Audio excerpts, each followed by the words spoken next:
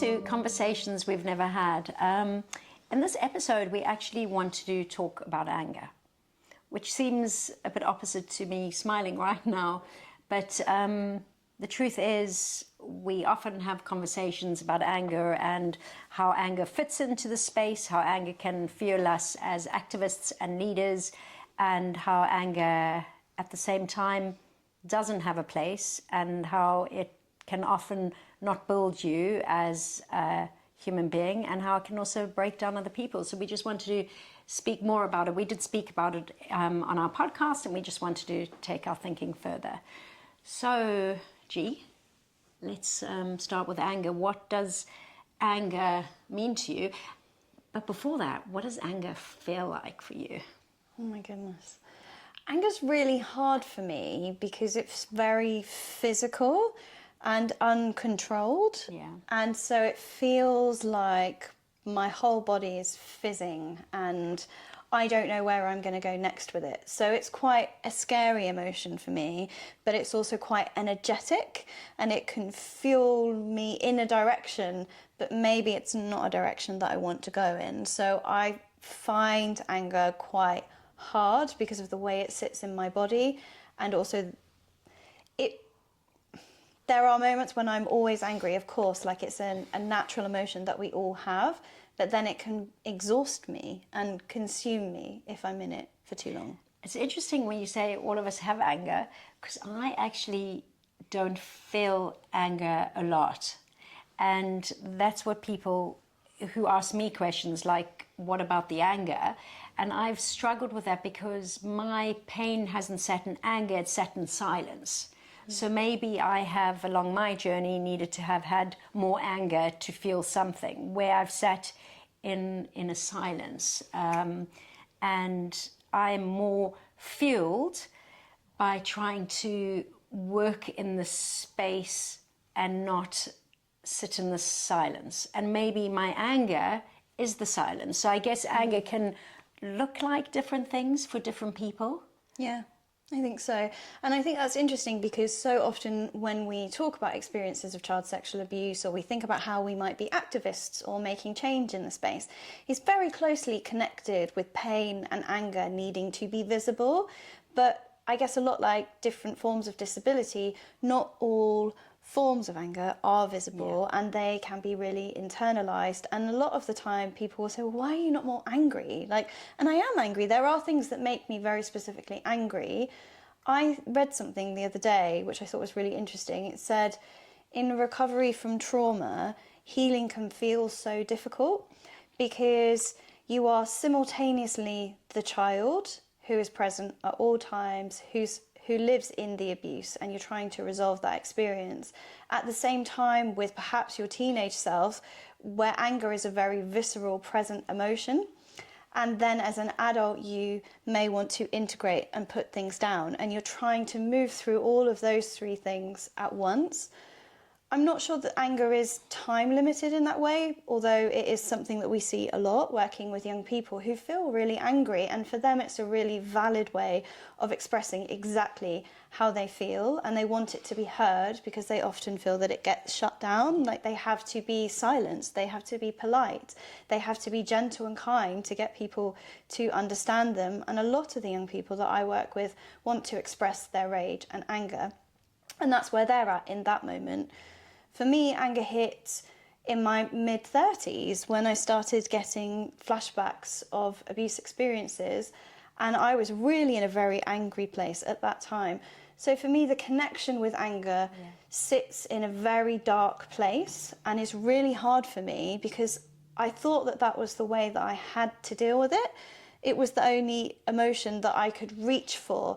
And that anger caused so much damage internally to me and to the people in my life that I love. So now to be angry in ways that feel out of control or not focused appropriately can feel really difficult for me. I think for me, I always get sad about dissociation.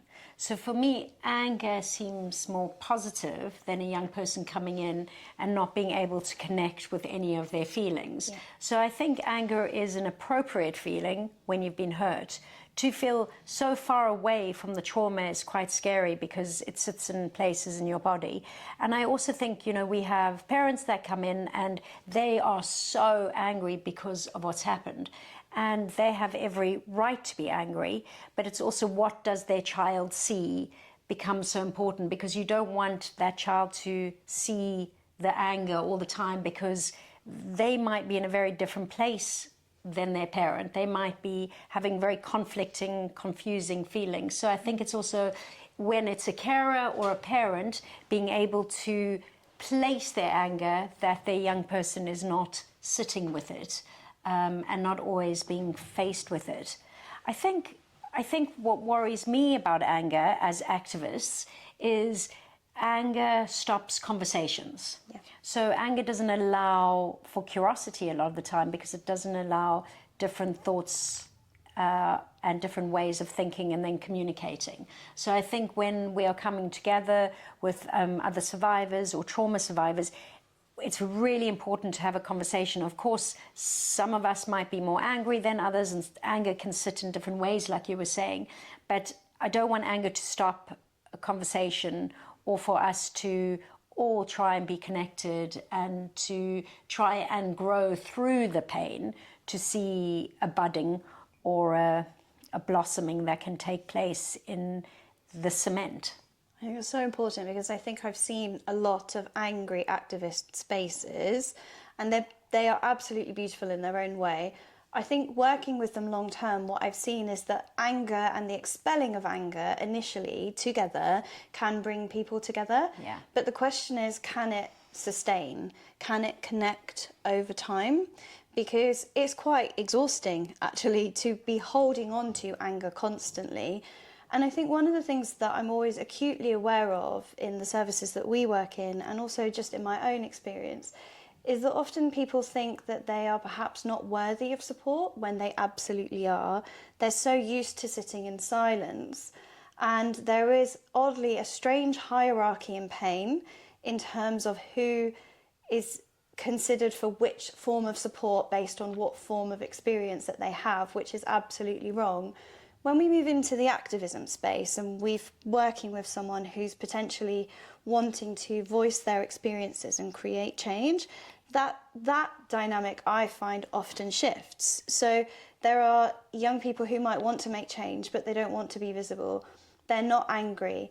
They're seeing angry voices who are loud and really dominant, and they gravitate towards them, of course, because that's their community, but there's a potential for them to lose themselves in the loudness of one person's voice, rather than embrace a moment of anger, which is an important thing for them to learn to acknowledge and work with, but to find their own way is so powerful. And I think you're right, there's a potential for so much anger in the space to shut conversations down.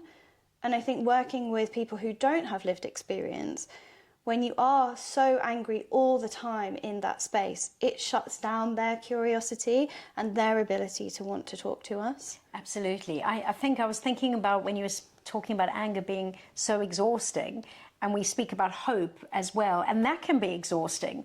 And I was thinking that all these feelings after trauma can be exhausting.